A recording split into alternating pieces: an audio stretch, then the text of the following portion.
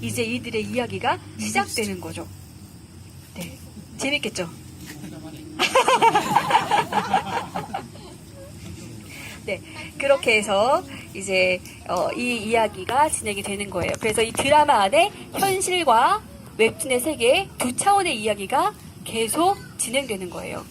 그래서 저는 지금 이 하나 안에 공존하는 두 차원의 이야기에 대해서 여러분들께 말씀을 드리려고 하는 겁니다. 보통 그리스도인들은 현실에 살면서도 하나님 나라를 앞서 미리 살아내는 사람이라고 하잖아요. 땅은 현실에 딛고 있지만 우리의 머리는 하나님의 나라의 법에 따르고 그렇게 두 차원의 삶을 살아가는 사람들이라고 하잖아요. 근데 저는 오늘 그 얘기를 드리려는 건 아닙니다. 점점 미궁 속으로 빠져드나요? 보통 성경을 세 차원의 이야기가 있는 책이라고 말해요. 한 차원은 뭐냐 하면 성서의 표면에 나와 있는 이야기. 예를 들면 뭐 아브라함의 이야기, 모세의 이야기, 뭐 요셉의 이야기 이렇게 그 표면에 기록되어 있는 이야기가 한 차원이 있고요. 그리고 그 또 다른 차원은 그 이야기 밑에 있는 세계예요. 성서의 이야기가 기록되는 세계예요. 그러니 예를 들면 포로기, 제2성전기, 그리고 신약시대에는 예수님이 사셨던 그 시대보다는 조금 뒤인 초대교회의 세계, 이런 세대들이 그 밑에 이렇게 깔려 있는 거죠. 그래서 성서 표면의 이야기, 성서 밑에 그것을 전승들을 가져와서 보존하고 선택하고 편집하는 그 세대의 이야기들이 있고, 또 하나의 이야기는 뭐냐 하면 오늘 우리에게 그 성서가 다가와서 만들어내는 세계. 그렇게 성서는 세 가지 차원의 이야기가 있는 책이다, 이렇게 얘기해요. 그래서 다시 말하면 성서 안에 그 표면에 있는 이야기, 그 성서를 기록하고 있는 세계의 이야기, 그리고 그것이 오늘 우리에게 다가와서 전해주는 이야기, 이렇게 세 차원의 드라마가 성서다, 이렇게 얘기를 해요. 그래서 성서를 깊이 묵상하다 보면 우리가 성서 안에 어떤 세계로 쑥 들어가는 경험을 할 때가 있어요. 성서 안에 그 세계, 또 그 밑에 있는 세계로 쑥 들어가는 경험을 하는 때가 있는데, 지금부터 제가 말하려고 하는 것이 제가 성서 안에 그 세계로 쑥 들어갔던 어떤 경험을 말하고자 합니다. 네. 근데 성경을 읽으면서 그 경험을 한 게 아니라 어떤 현실 속의 어떤 일 중에 그냥 어떤 상황 속에 있는데 갑자기 성서 안에 그 시대로 쑥 들어간 거예요. 그 현장으로. 자, 그래서 저는 이 일이 나 개인의 일인지 여러분과 함께 나눠야 되는 일인지 궁금해서 한 달 동안 얘기를 못하고 있다가 이제서야 우리 공동체에게 주시는 말씀일 수 있겠다라고 생각해서 살짝 풀어놓습니다. 한 달 동안 아무 얘기도 얘기 안 했었어요. 우리 한 달 전에 가슴 아픈 일을 겪은 적이 있잖아요. 네, 우리가 사랑하는 김진영 선생님을 떠나보내드렸었죠. 네, 그 마지막 날 있었던 이야기예요. 발인을 끝내고 화장터를 떠나서 선산에 있는 장지로 이동했어요. 장지에 갔더니 수목장으로 진행이 됐었기 때문에 예쁜 나무 한 그루가 미리 심겨져 있었고, 그 나무 아래 이제 선생님을 화장한 그 선생님의 재를 종이 박스, 종이 항아리에 넣어서 이제 묻어드리는 그런 일을 하고 있었는데, 우리 모두는 다 돌아가면서 삽을 한 살씩 떠서 이제 흙으로 덮어드리고, 맨 마지막에 김주영 권사님이 손으로 흙을 한 줌 떠서 덮어드리고, 그렇게 해서 수목장이 이제 끝내지고요. 그리고 그 다음에 맨 마지막 순서로는 첫 번째 제사상이라고 표현을 해야 되나요? 첫 번째 상을 고인께 유가족들이 드리는 그런 순서가 맨 마지막 순서였어요. 그래서 거기 가 있는 사람들은 이제 한켠 옆으로 물러서서 한 10m, 20m 정도 떨어진 곳에서 이제 그 광경을 보고 있었거든요. 바로 그때 일어난 일이에요. 그냥 이렇게 나무가 한 그루 심겨져 있고, 그리고 상이 있고, 유가족이 있고, 그것을 진행하고 있는 그 순간이었는데, 갑자기 순식간에 그 장면이 어떤 장면으로 바뀌었냐 하면, 예수님이 십자가에 달려 돌아가시는 그 장면, 그리고 마리아와 사랑하는 제자 요한에게 너의 어머니다, 보소서 당신의 아들입니다, 이렇게 말하는 장면이 갑자기 오버랩되면서 제가 그 장면 안에 서 있는 거예요. 저는 진짜 좀 놀랐어요. 왜냐하면 저도 이제 어렸을 때부터 교회를 다녔던 사람이라서 예수님의 십자가 사건은 성육신하신 예수님이 이 땅에 오셔서 자기를 온전히 내어주심의 사건으로 인식을 하고 있었기 때문에 왜 일반인의 장례에서 이 장면이 오버랩되는지 제가 스스로 되게 당황했거든요. 그런데 가만 생각해 보니 이런 결론을 얻을 수 있었어요.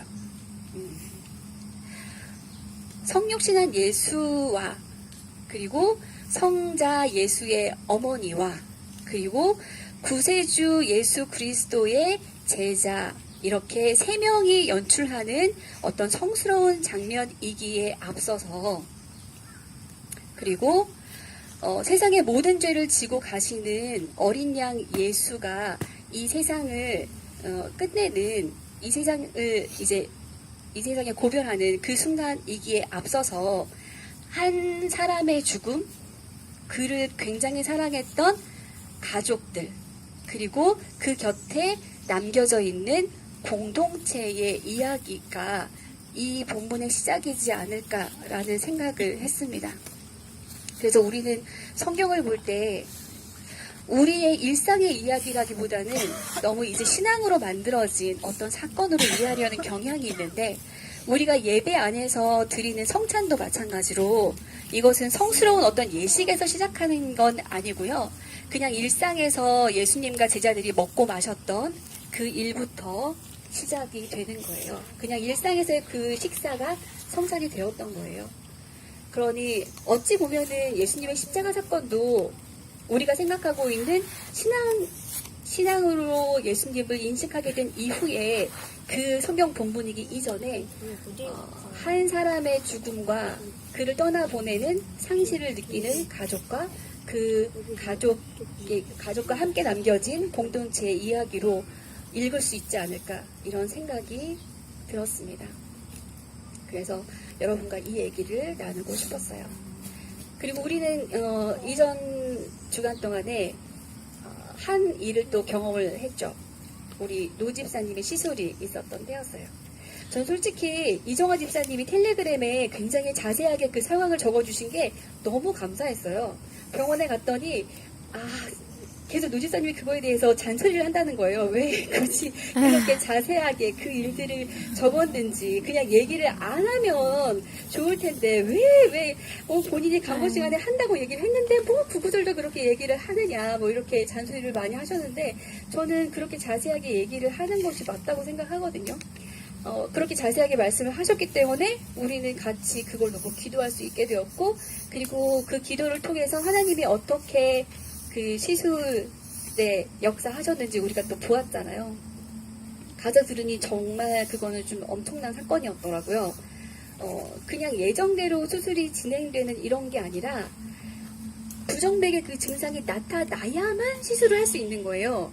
그러니까 시술을 못하고 되돌아오는 경우도 굉장히 많고, 그래서 약을 굉장히 인위적으로 세게 주입을 해서 그 시술이 나타나길 기다렸는데 안 나타나는 거예요. 약물을 굉장히 세게 넣고 전기 충격을 하고 그랬는데도 반응이 없어서 이제 철수를 해서 엘리베이터 앞에서 이제 약효도 다 떨어졌겠다, 이제 그 반응이 나올 가능성이 전혀 없었기 때문에 철수하는 바로 그 엘리베이터 앞에서 자연적으로 그 증상이 나타나서 시술을 할 수 있게 된 거예요.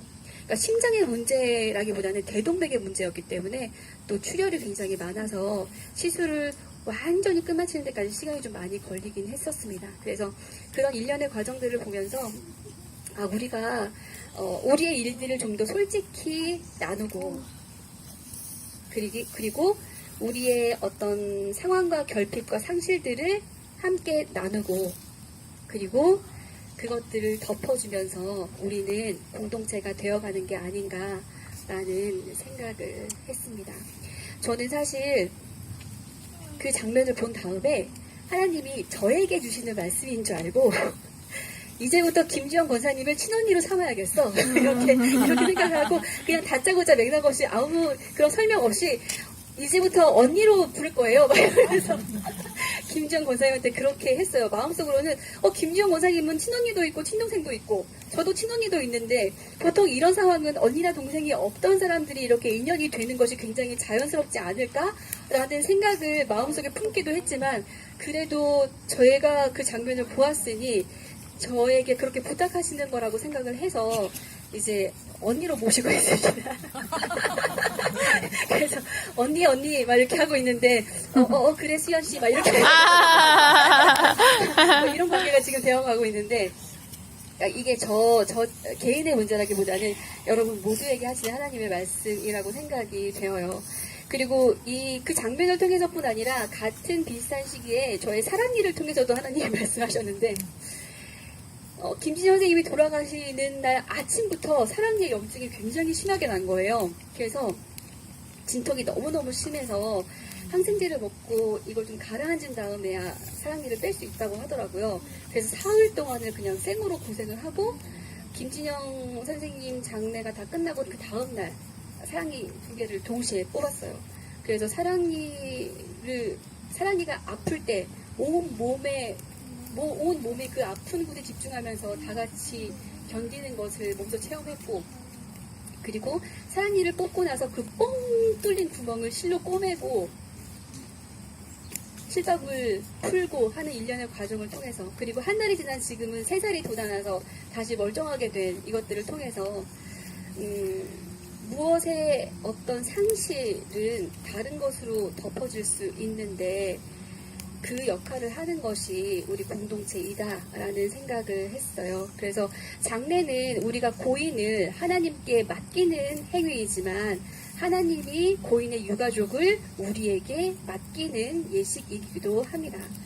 우리는 제가 경험하는 한 첫 번째 우리 교인의 장례를 겪으면서 교회가 처음에 등록하자마자 아이고 누구 형제님 누구 자매님 이러면서 굉장히 가족인 것처럼 그렇게 하지만 그게 가족이 아니라 그게 교회 공동체가 아니라 이렇게 서로의 상실을 같이 겪으면서 서로의 결핍을 같이 겪으면서 내가 그 자리에 3살이 되어주는 것을 경험하는 것이 그제서야 비로소 우리가 가족이 되는 과정이지 않을까라는 생각을 해보았습니다.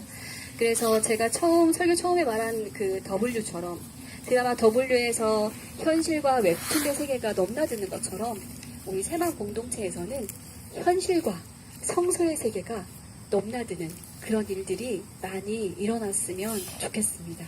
그래서 성서의 모든 일들이 그게 그냥 성서의 일로만 여겨지는 게 아니라 우리에게 말씀하시고 있는 하나님의 그 메시지를 우리가 분명히 알고 그대로 살아낼 수 있는 우리 새만 공동체. 그래서 더욱더 사랑하는 새만 공동체, 하나님의 마음을 점점 더 잘 알아가는 새만 공동체가 되어지길 기도합니다. 아멘. 네, 같이 기도하겠습니다.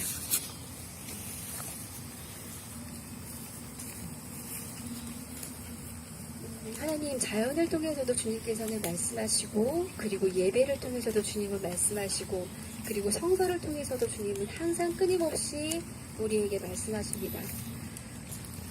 2000년 전에 예수를 인간의 살과 피를 가진 육신의 몸으로 내어주신 것 같이 매주 또 매일 우리에게 자기를 내어주심으로써 우리를 길러주시고 우리를 하나님의 백성으로 자라가게 하십니다.